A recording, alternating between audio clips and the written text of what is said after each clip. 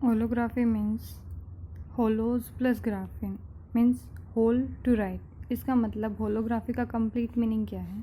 Writing the complete image. इसका मतलब जो भी हमारे पास इमेज है, जैसे सपोज ये कोई इमेज है हमारे पास, तो इस कंप्लीट इमेज की कंप्लीट कॉन्फ़िगरेशन जिसमें हमारा फेस, एम्पलीट्यूड, सब चीज़ें इंक्लूड हो।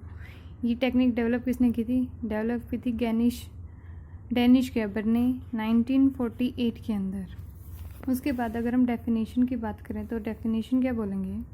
It is actually recording of interference pattern. इसका मतलब होलोग्राफी के अंदर हमारा इंटरफेरेंस का इन्वॉल्वमेंट है, डिफ्रैक्शन का कोई रोल नहीं है यहाँ पे। Interference pattern formed between two beams of coherent light coming from the same source.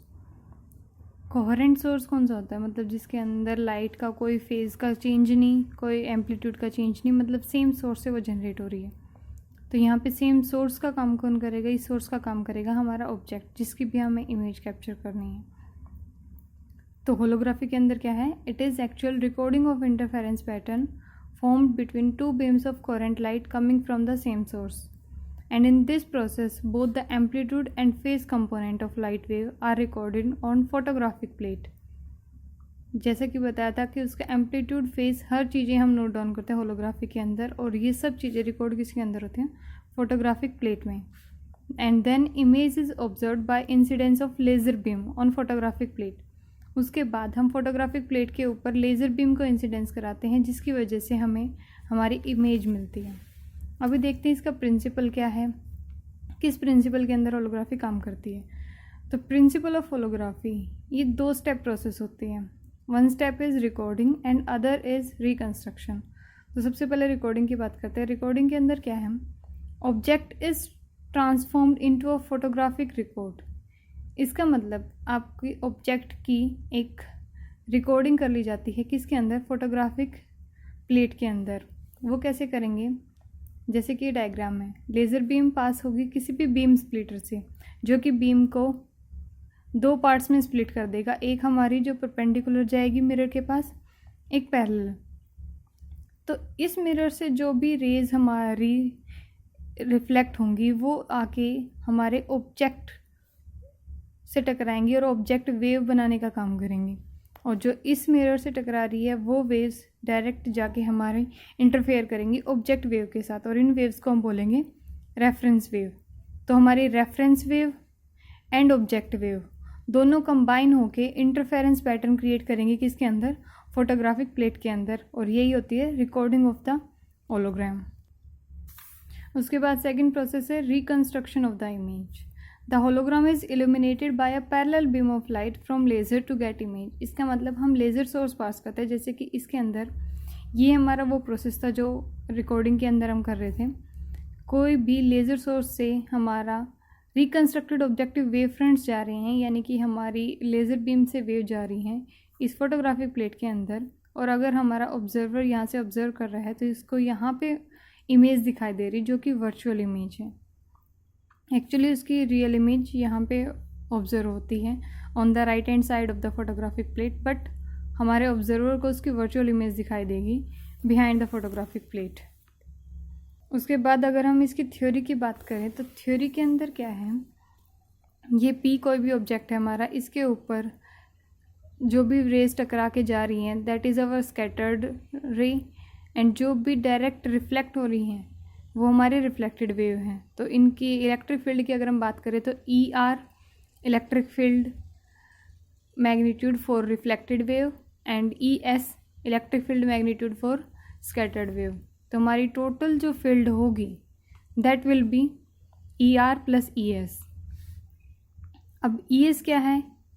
इसके वैल्यू की बात करें तो e naught upon are naught exponential iota k are naught minus omega t. अब इसमें हमारा पोजीशन कंपोनेंट और टाइम कंपोनेंट दोनों चीज़ होंगी इलेक्ट्रिक फील्ड के अंदर, लेकिन आर कंपोनेंट ही क्यों लिया?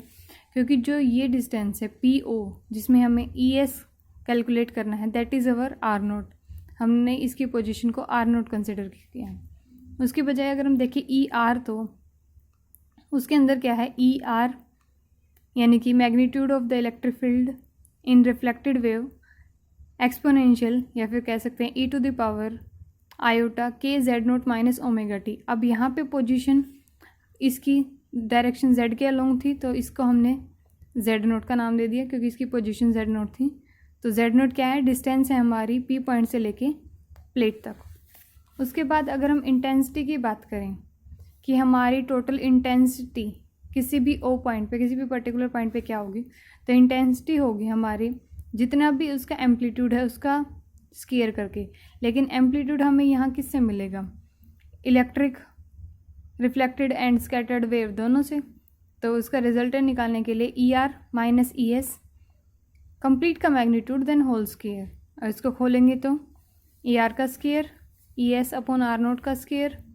उसके बाद क्योंकि इन दोनों के अंदर आयोटा की टर्म्स हैं, तो यहाँ पे ए माइनस बी का होल स्क्वायर, एक्चुअल तो आइडेंटिटी क्या होनी चाहिए थी, a square plus b square minus 2ab।